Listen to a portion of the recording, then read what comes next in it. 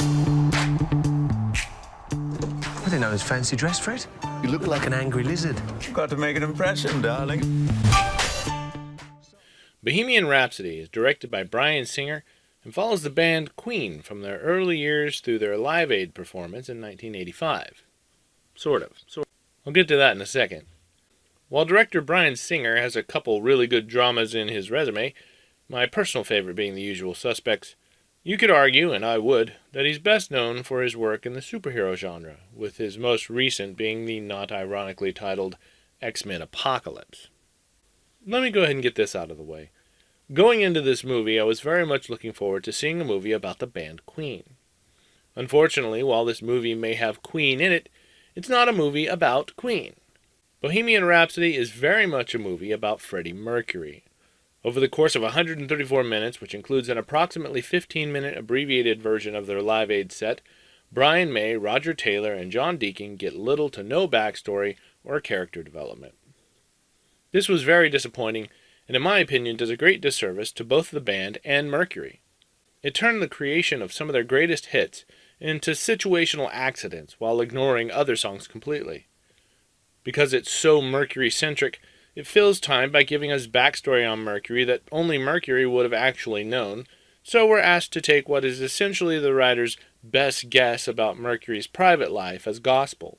Plus, the writers had certain talking points they wanted to include in the story, so to make that happen, they took liberties with the timeline of events, and things get shuffled around. I realize this will only bother the hardcore fans, but it's supposed to be a true story, right?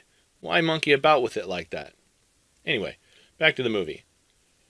Rami Malek plays the eccentric Freddie Mercury, and in a seeming rush to get past what the writers sadly appear to believe is just filler behind the real story that is Mercury's sexuality, the movie moves quickly through introducing the band, adding Mercury to the lineup, introducing Mercury's self-professed love of his life, Mary Austin, the band signing, recording, and touring, and a good amount of controversy over Queen's lack of conformity.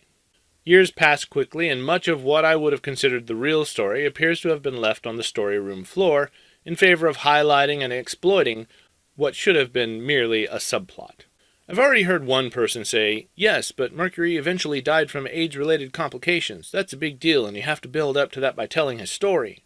Fine, but again, his story is the story of Queen, not just Freddie Mercury. We did not have to dedicate a third of the movie to his sexual life.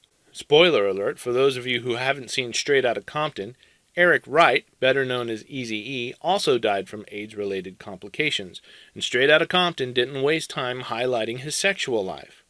Why should a movie about Queen be any different? I do have to say they did a hell of a job casting the band members. Rami Malek, Gwimli Lee, Ben Hardy, and Joseph Mazzello were all fantastic as their real-life counterparts, and when all four were on screen, the movie was fun and interesting. There are a few recurring record label characters that get so little screen time that I actually forgot about them at one point, so I won't waste time talking about them here, but there's one guy, Ray Foster, played by Mike Myers, who has a great line that refers back to the movie Wayne's World. Just remember that one of the first scenes in Wayne's World is Wayne and his friends cruising along in a baby blue Pacer, banging their heads to Bohemian Rhapsody. I'm pretty sure I'm the only person in the room who caught it. Well, that or I'm the only person in the room who thought it was funny. There's an interesting story to tell here. Unfortunately, the writers of Bohemian Rhapsody decided not to tell that story, and the movie suffers for it. I'm giving it 2 out of 5 stars. There are glimpses of a really good movie here, but it just gets bogged down with a personal story that is, at best, assumed, at worst, contrived. To me, it seems as if, instead of taking their cue from the stories and writings of the people who lived it all, the writers decided to base their Freddie Mercury on the tabloid and news headlines of the day. I'll leave it at that. Thanks for tagging along on this review. As always, please like and subscribe, and I'll see you back here next week with another review.